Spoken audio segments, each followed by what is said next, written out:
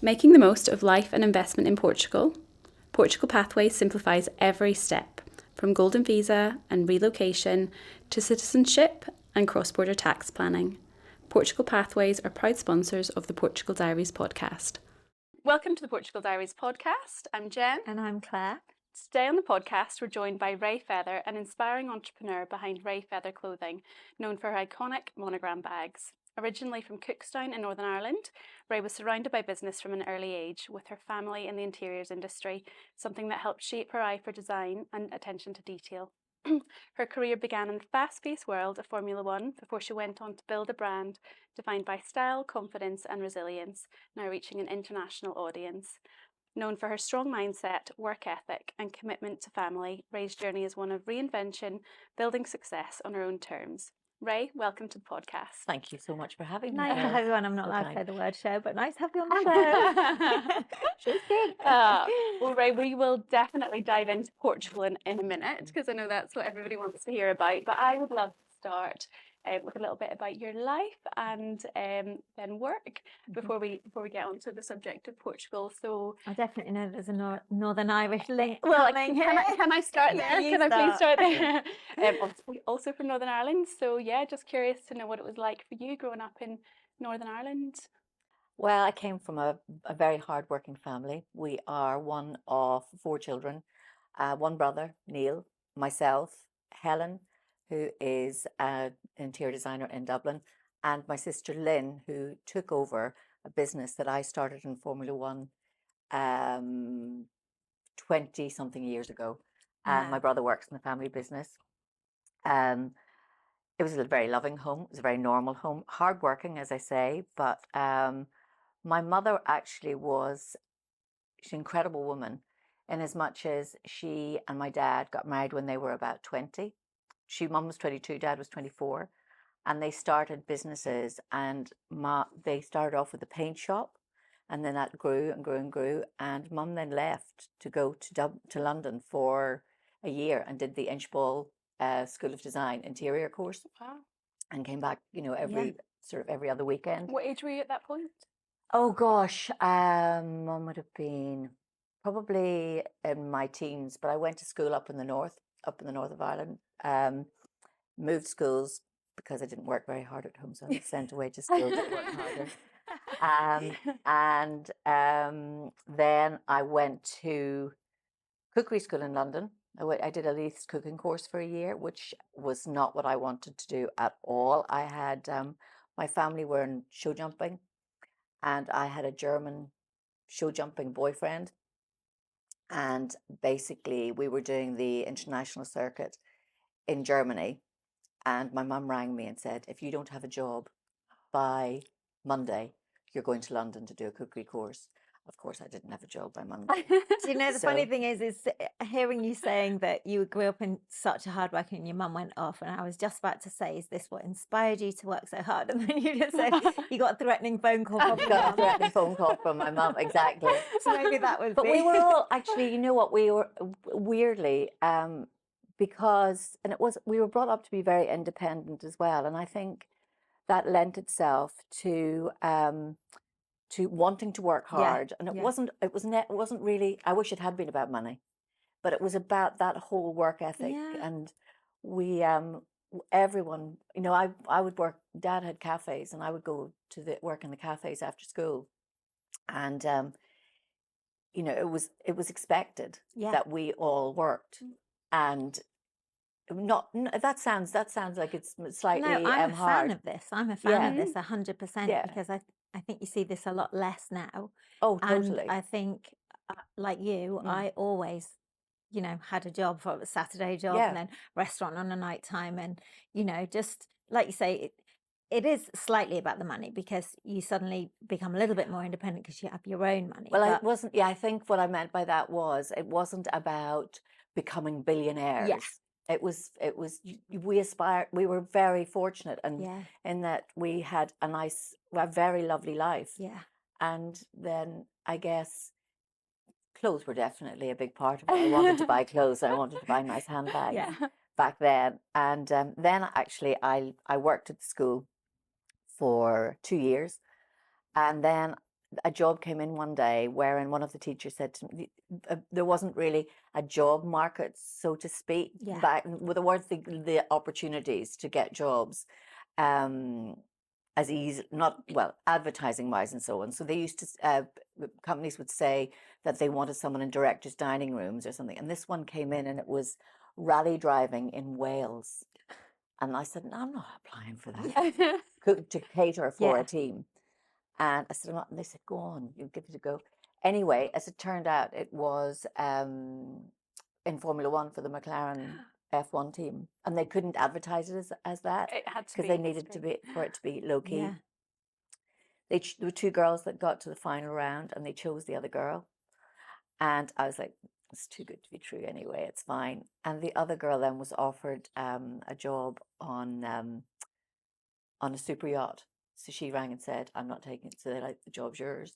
So Wow. I did that I started with the McLaren team, then I moved into marketing. And then I was with the Benetton Renault team, which is now Renault, it was Benetton at the time. And the other thing is, my mother also had a Benetton franchise in Northern Ireland. Oh. So I worked in, I'd forgotten about that. I worked in that a Benetton lot was a during big my deal teen. back then as well, Back then, wasn't it? and Yeah. it was amazing foresight Yeah. from her to see that the opportunity is such an amazing, like, Yeah. if it still would be relevant today, 100%, highly because they relevant. really focused on diversity in Yeah, all their ads, yeah. even when I was little. Exactly, exactly. So I then started a marketing business in Formula One.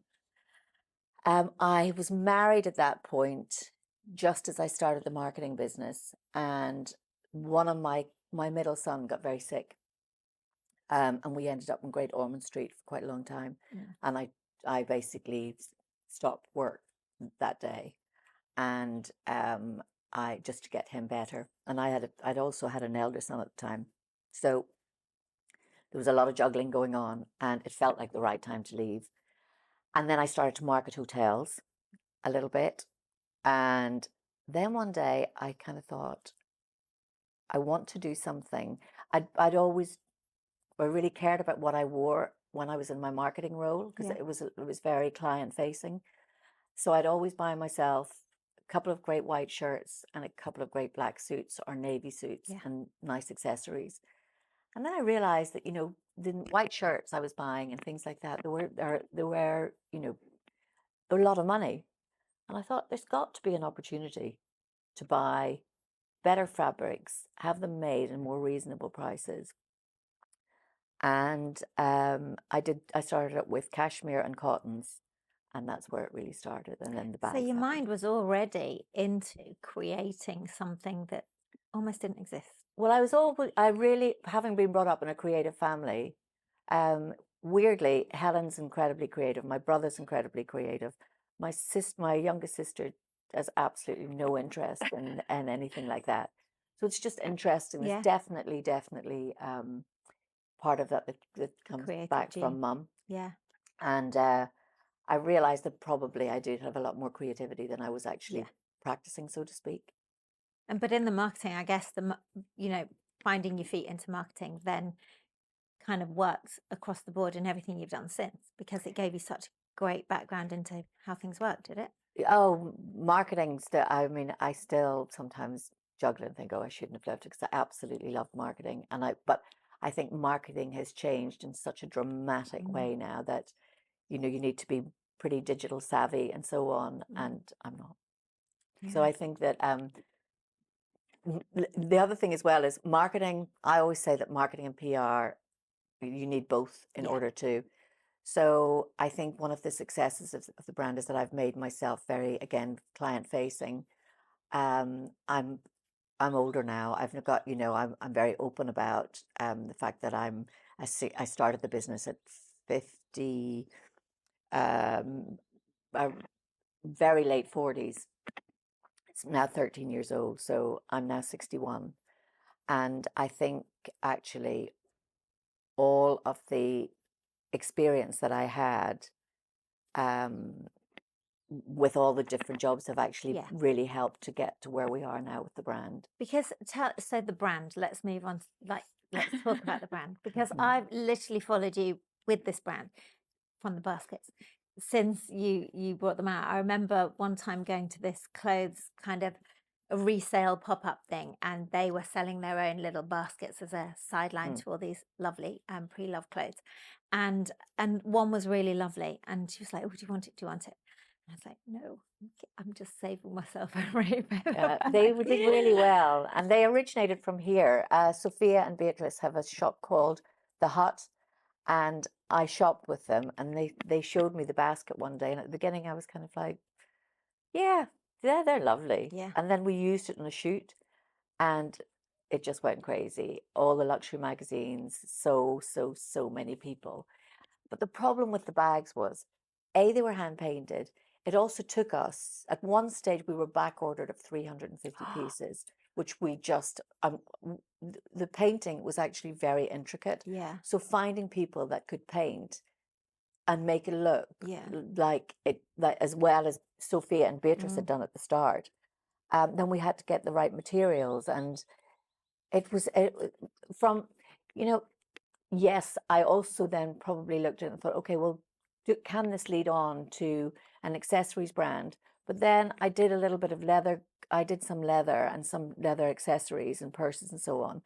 But to get your price point correct, you were competing with the likes of Gucci and all of, and It's they hard. weren't going to buy, they would buy a Rae Feather basket, but they weren't going to buy a Yeah. Rae Feather leather bag. Mhm. And I just didn't have strong enough vision at that time to Yeah. continue with the accessories. But I think the bags are obviously a great way to put a spotlight on your wider business, because if everyone knew you for the bags and loved the bags, and Yeah. they were featured in Vogue and all. Oh, they were in every all Tatler.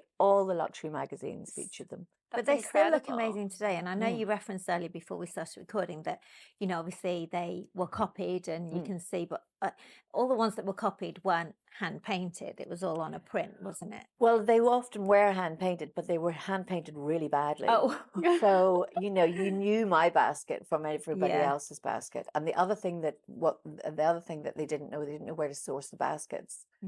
And we eventually ended up having baskets made, and it just, I just felt from a longevity perspective that it was really getting a bag from a raw bag to getting your customer, then having hand painting everything, and then it was a long process, and it was again, most importantly, they were artisans who painted the bags. yeah. And after 2 years of only painting baskets, you want to do something else. Yeah, So of course, it yeah. was, it was pretty, No, I get it. pretty difficult. But they have transcended time, I think, because I know you have one in your hallway over there that I spotted immediately I came in. But they kind of, you still, well, for me, I can spot a Rae Feather bag a mile off. Do you know what I mean? You think, oh, there's a Rae Feather basket there. We have a few little bits coming back in again. I don't think we can go back into hand painting, but I'm doing some monogram bags with almost like the LL Bean. Oh, yeah, the yeah, I boat have and one of tote. those. Yeah. That kind Yeah. of that just we can have embroidered Yes. locally. Oh, that's much easier. That makes it so much easier. nice, and though, they isn't turn it it? around in like 10 minutes, whereas painting took forever. And also, you've got the Carolyn Bassett and John. That's Kennedy everywhere. everywhere at the minute. Yeah. So they will, Yeah. because she was all about the LL Bean bag, Yeah, wasn't she? yeah. So, Yeah. you know, it's Yeah. definitely the time to do it. I know you're thinking I'm talking double Dutch here. Yeah, we need to get back to business, Just Claire. oh my God, fashion, fashion. So yeah, that will be, because they just, even to get a secondhand LL Bean bag, if you're trying to find them on Vinted and stuff, they still go for such high prices. Probably more than you ever bought one for. Well, you could just buy directly from LL Bean in Yeah. America. Yeah. You just actually hadn't just done everyone got one for for really? Easter. Yeah. Oh, nice. Yeah. So tell us about your clothes then. So everything that I could see on the website looks really good quality, cashmere. Yeah, we try really Linen. hard to stay with, we use only pure fabrics, mainly pure knits. Sometimes from a performance perspective, we have to put some nasties in, but pretty much 95% of what we do are about natural fabrics. We produce in India. The factory that we work with, we've worked with them for all the time we started in Portugal, and then we moved to India. And I go into the factory twice a year. The same people are there. It is, we've ticked all the boxes to make us feel satisfied that who we're working with are aligning with what we represent as a brand. And where do you distribute to? Is it mostly UK, Ireland? Well, it started off mainly in the UK, and then we've grown. I've got 2 shops in Ireland. I've got one in the centre of Dublin. I've got one in Sandy Cove on the coast, which is a really pretty area. So, the other thing as well is there are brands out there that explode and do so well in a short time. We've been a wee bit of a we've been a slow burner because the baskets went so crazy, but then making that transition was difficult. The other thing as well is the market is flooded right now. It's a very, very, very busy marketplace. So many online brands, so much competition, and that I think for me is the most challenging thing, is to find a means to stay different and also maintain a price point that people don't feel like they're being challenged on. That it's something that they're buying for quality as opposed to a name. And also we noticed that a lot. If you're using the good, like you say, for longevity, maybe there's the odd nasty, but if you pretty much stay clean, especially the way the world is now, with not only sustainability, but also what people want to be putting on their skin, because everybody now knows the effects of stuff, then, surely you are set. I know it's a challenge across the board with so many, but to have those little kind of nuances, if you like. And also, because I am very open about my age and about the business, where it's come from and so on.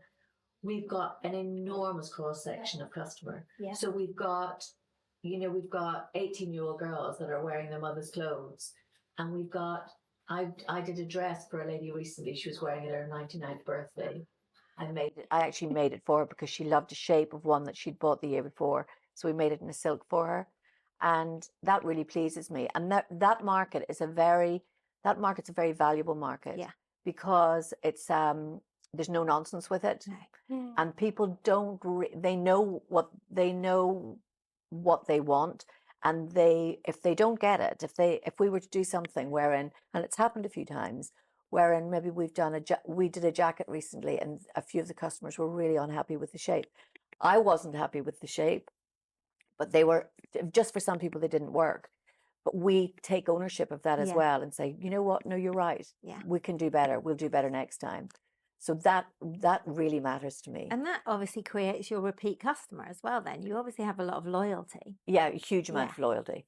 You'll appreciate that I don't like to talk about fashion very often because I don't have a clue about trends or anything. No, nor do I. I don't work with trends. That's the other thing. Well, we don't trend at all. I think that's why it's so appealing to me, because when I looked on your website, everything, quality pieces that whether they're in your wardrobe for a year, 10 years, it's the kind of thing that you just pick up and wear time again, and it's not, it's not this throwaway fashion that everyone. That's it. That's the kind of, the longevity of it and the sustainability of your brand is that it's not throwaway. It's not trend led. It's nice to nod to trends, but to throw yourself all in. I'm not opposed to the odd Zara buy, but I don't go in and trail Zara and buy. I might see one or two pieces. Excuse me. I do 1 or 2 pieces, and I'm really not. I know there's so much chat about it. I could talk about this for a long time, and I'm not going to get too boring. But on the other hand, I feel like, if you see a shirt in Zara and I know I'm going to wear that shirt endlessly. Buy the shirt. Or a little pair of flats that you buy the flats. And I tell people that as well. You're not offended by it. No. And some people, it's funny. And also you don't want to be in what absolutely everybody's wearing either. That's the issue we have here, is when you do buy anything in Zara, there's going to be tricky. I had a shop here, Oh, yes, you did. Was that on Kinta? I had one in Kinta and I started off with the one in Bougainvillea, and then I moved up to that one. But unfortunately, what challenged me there was it was a 364-day opening Yeah. Okay. with a 12-hour a day at Yeah. least. And that was staffing. And then it actually, I think it would be different now because there's a lot more people live down here. But there was that window of, at that time, which was kind of like May through to the end of September. And outside that, there weren't the same amount of people around. So I So it think got you challenging. definitely get well, it is so many people live here now that I Yeah. think, you know, it probably would you consider that again or no? Yeah, absolutely. I feel like we at least need some pop-up events, or even just to be featured in some of it, because there's so many lovely lifestyle shops now. Yeah, So yeah. even to have like a little section in some of the interior Yeah. shops that that do, would be That would Yeah. work. I think that would work really well. Yeah. Hey, And, you go, and girls, there there's are a job for you. Yeah. We'll task like that. Claire. We'll task Claire. She's the one. She's the one that cares about clothes. But I think there are a lot more people living Yeah. here all year round, rather Yeah, than just the absolutely. the people that came on holiday and Yeah. came for the summer or whatever. Is that something you think you would do eventually? Move here full time at any point, or? Well, I've got my boys are 27, 25 and 23 now, and I'm very close to them.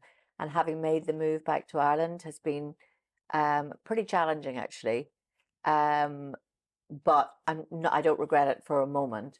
I think moving here, maybe there'll be grandchildren in 10 years' time and that kind of thing. And I'd Yeah. like to be around for So that. the boys are all in Ireland, are they? Boys are all in, no, one in Sydney and two in London. Okay. Oh gosh. my Okay. goodness, Hang on. So yeah. you're back in Ireland, and okay, Mm. two in England, I and guess so working.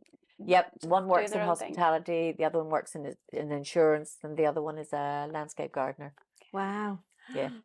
Goodness, yeah, you got All them busy spread boys around. and all just they're pretty independent and You talked a lot about your mum. You talked a bit about your Mm. mum to begin with, and the Mhm. inspiration that she had on your life, Mhm. and some of the values that she instilled in you, and that shaped your career and the choices that you've made. Are there any things that you would like to impart on your boys, whether it's I'm often asked about this, and the biggest compliment, and you'll get this as well, Claire, is there's no better compliment than when someone says to you, "Well done, you've raised Yeah. 3 lovely boys," and kindness, manners, being down to earth. I I do little quotes every so often as well, and they're written by me, mostly, not all. And it's that thing from a very early age of also instilling independence in them, but also, I made a point always that if anyone was collecting money at a supermarket for a charity, I would always give them each a fiver Yeah. and say, go and put put that it in the the box, bucket? go and put it. And they now do exactly the same Yeah. thing. I said, it doesn't have to be very much. Just put a bit in the box. I love that. And so my son is 14, Sorry, but I should have asked you. no, I but didn't do it. unlike when we were growing up and had Saturday jobs and we're always working, all Yeah. three of us are exactly the same in that regard. Kids nowadays don't have that. They don't have part-time jobs or whatever. But my son was collecting money at his whole football team were collecting money at a supermarket in buckets, Yeah. packing bags.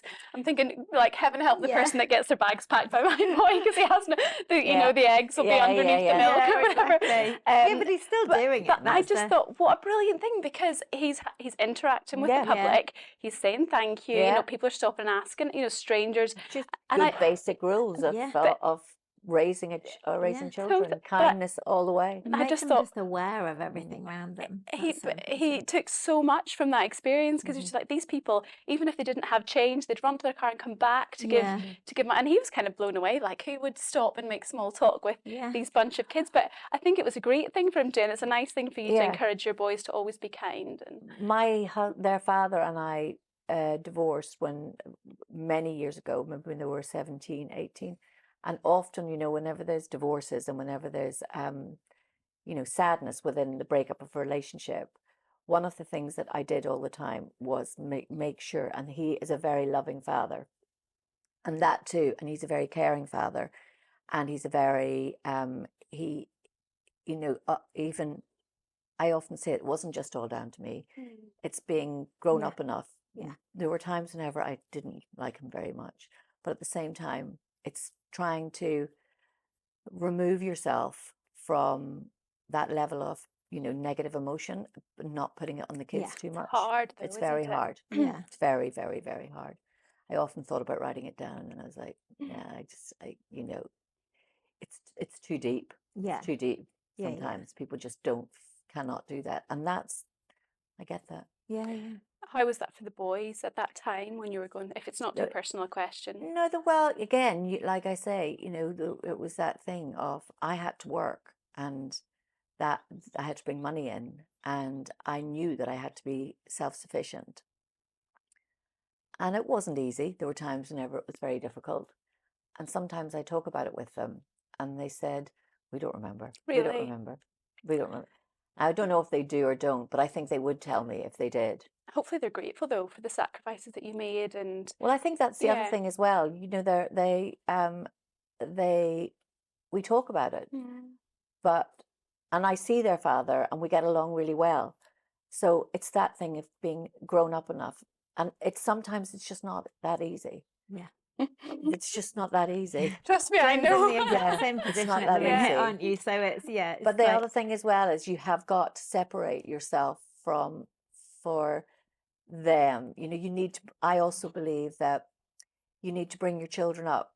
If you are in a relationship wherein there is severe unhappiness within a household, that will impact go them over to far them. worse. And it's Absolutely. going, and Yeah. that sounds like such a cliche, but it's fact. Mm. They won't grow up to understand love, true marriage, Yeah. and affection, and Yeah. respect, Yeah. number one. Yeah. So I feel like I'm on the other side, well down the other side. Sorry, the road after my marriage. And it's easy to talk about it now, but you kind of you've got to think about them as the next generation and how they are going to treat their partners, whether it be a woman or a man, Yeah. a girl or a boy. It's the same thing. You And bring like you your say, daughters it's up that- to respect their husbands, and Yeah. vice versa. And that modeling the respect in the home thing, which is like It you doesn't have to say, be it's- hammered into them, but it's just that a bit, No. to kind of vocalize it and verbalize it. And Well, for them to see it, not necessarily telling them or but it's just demonstrating it without realizing you're demonstrating. I've got a lot of friends who, obviously I'm not speaking from a any sort of me going down that route, but I have a lot of friends who especially were saying when the kids leave, to go to uni, then I'm going to leave him or I'm going to leave her. And I used to think, what this is, so that these kids are growing up in this environment where all these things that you've just said, the respect, the love, the other thing as well is, though, today that makes it difficult is the whole financial side of it. That's the tricky part. Yeah. I think, and that also, whenever there's, whenever that comes into the equation, sometimes it doesn't allow you to actually walk away. Have the And freedom. no, I think some people would rather choose to stay in an environment that they're not happy with because it's easier than being brave enough to go on your own and to stand on your own 2 feet. And, Yeah. I think especially when women have had quite a privileged life, they Yeah. have nice things. Yeah, It's they don't want to then have to start again by them. And Yeah. that sounds ridiculous, but I think we probably all know people that aren't truly happy but choose to kind of stay. Oh, I think there's more people than you know. But it's Yeah. not a life, though. It's not a life that you. I just knew I wanted more. I wanted more for them. And actually, it hasn't been easy. In fact, it's been really difficult at times. But on the other hand, it's also, would I have made that choice? Would I I didn't actually have a choice. I had to. We were breaking up. And I think there's that thing as well wherein if you respect yourself enough and you look and you feel, if you feel rejection's not nice for anyone in any shape or No. form. It doesn't, even within a friendship, your girlfriends or Yeah. anything. We don't like that. So you've got to do a lot of work on yourself in order to get better. And I think there are so many tools out there that perhaps weren't available for me. I also saw therapists. I saw some counselors. I lasted one session, but I did. I then found one girl who was amazing, but it was my 4th session with her. And I remember her saying to me, She's an American woman who was on the board of the Meadows in Arizona, and she used to fly into London for a week every 2 months maybe. Yeah. And she basically said to me one day, I came in and I was crying again, and she said to me, she said, "When are you going to stop crying?" Wow. Okay. And I said, "I don't know when I'm going to stop crying." I said, "I don't know." And she said, "Okay," she said, "let me just make it easy for you." And she said, "If you want your children to grow up not understanding all of the things that are meant to represent a good, healthy relationship, you stay and you keep crying." And she named all these things, which were too many to talk about now, but she named all these things. And I remember shaking myself off and going, Light "Oh, bulb okay, moment, I yeah. think I can do this now." Needed Yeah. that Yeah, bit of I tough needed that. It love, still yeah. wasn't easy after that. No, but no, no. definitely It probably gets it was harder. the thought Yeah. of coming back to it all the time where I thought, I can't do this to my No. children. I really respect that.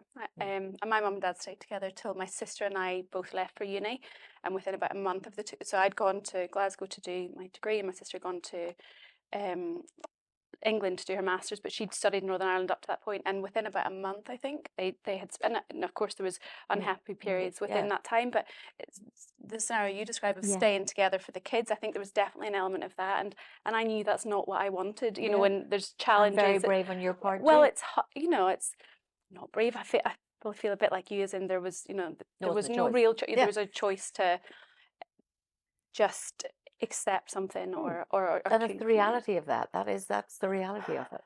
So, there'll be hardships, but at the same time, I think it is that thing as well. If you gotta, it's a real cliche, but you do have to actually love and respect yourself before you can do that for anyone you sound else. very, like, I really admire you because you seem very self-aware. That constant evolving, constant working on yourself, but knowing, actually, I've got to work on myself because that probably isn't very healthy, that thought of mine, because I think, especially, when I think back to, say, my mum and dad, and they don't have any, not ability, but they are not, they can't evolve, they can't in grow in any way change their standpoint on something. And I find, because of the world as it is today, everybody is more self-aware. Everybody realizes that we're all kind of, we've got to realize our part in situations and how we feel, and to respect yourself rather than thinking, oh no, stiff upper lip.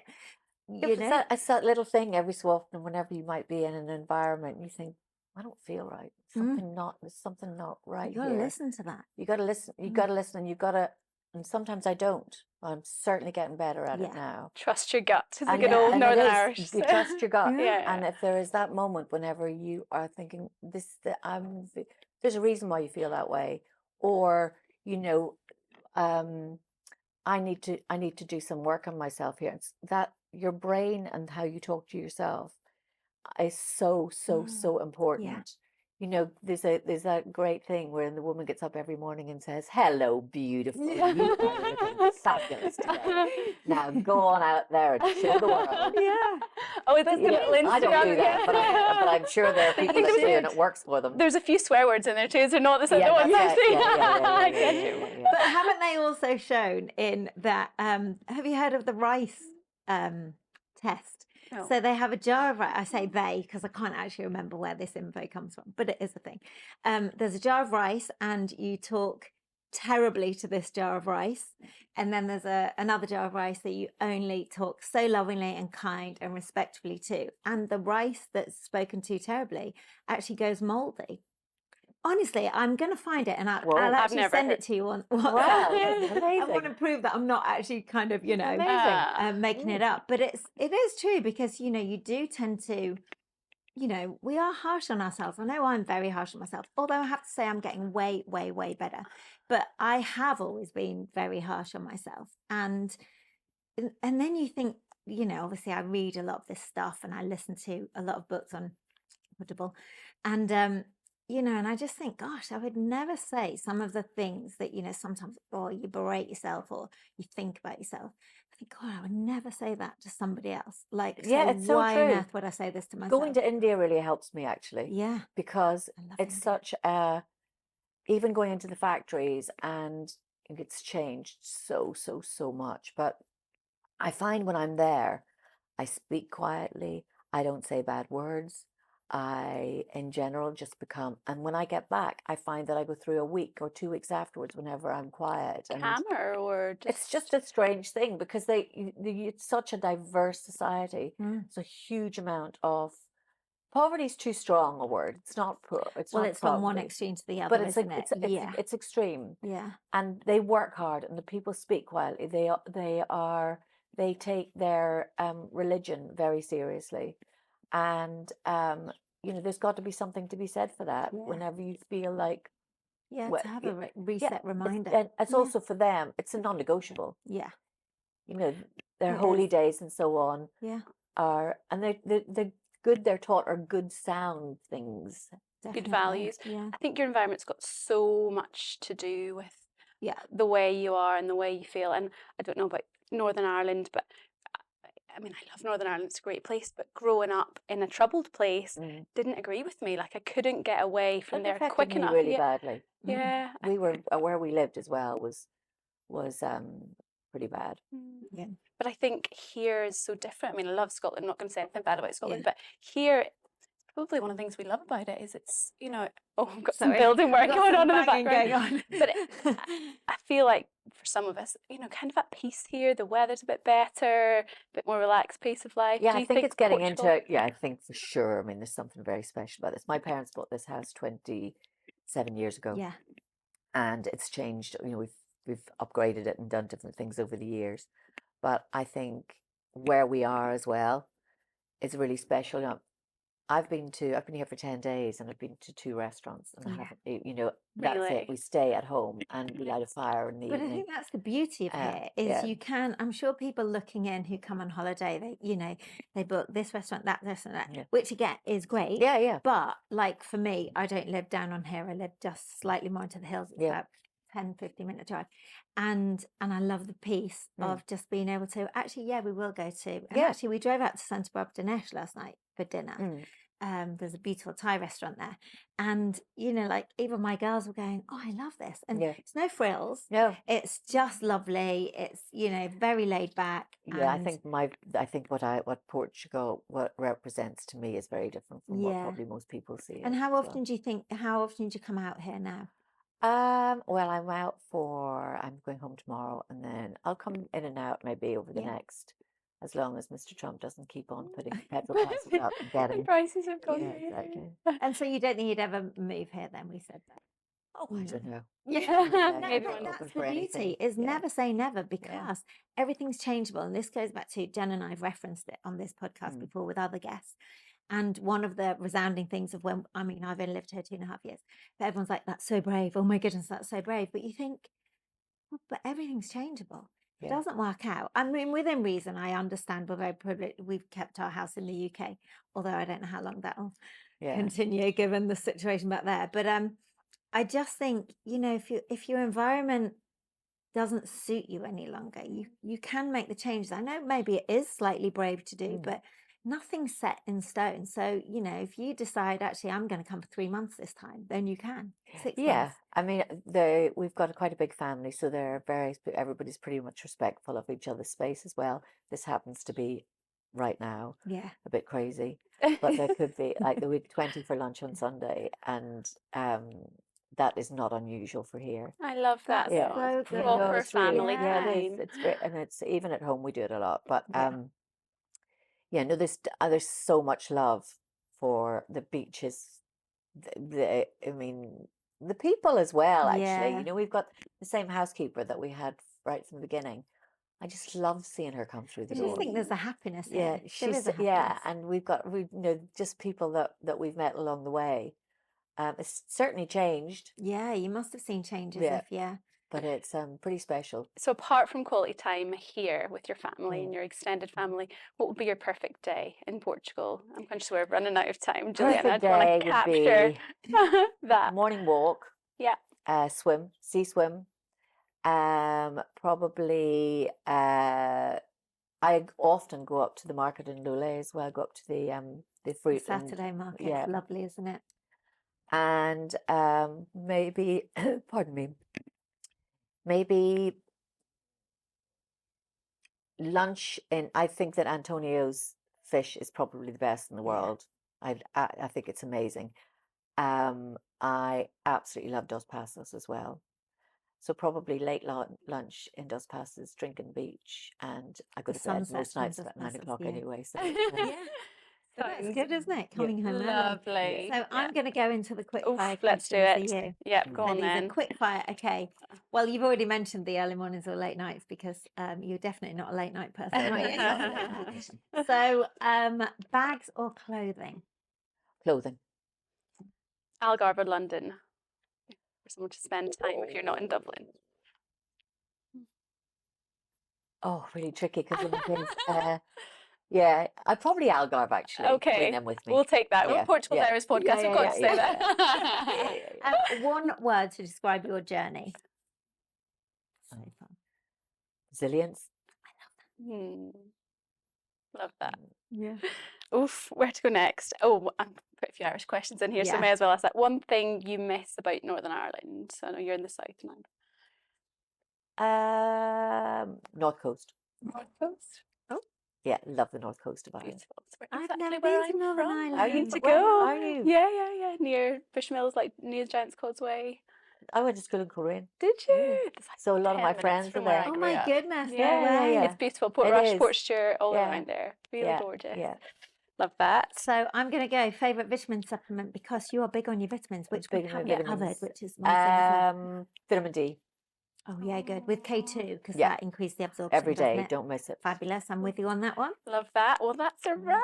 Thank It you is. so Thank you so much. Yeah, It's been thanks really for having us in enjoyable. your Thank you gorgeous so home. much And I just for, want to say, for anybody listening out there, Ray's home is amazing. well, it's it's so my beautiful. mother's and Well, your Helen's done all mother's, of yeah, this, yeah. but yeah, your It is. sister thank you is so very much. incredible. It's been so lovely very having good. you. So don't forget to listen to us, watch, subscribe, download. We are the Portugal Diaries Podcast on Spotify. You can find us on Instagram, YouTube, Apple, wherever you can find us. Don't forget to watch and rate and review. Thanks so much for watching. Thank you so much for Thank having me. It's you. really enjoyable.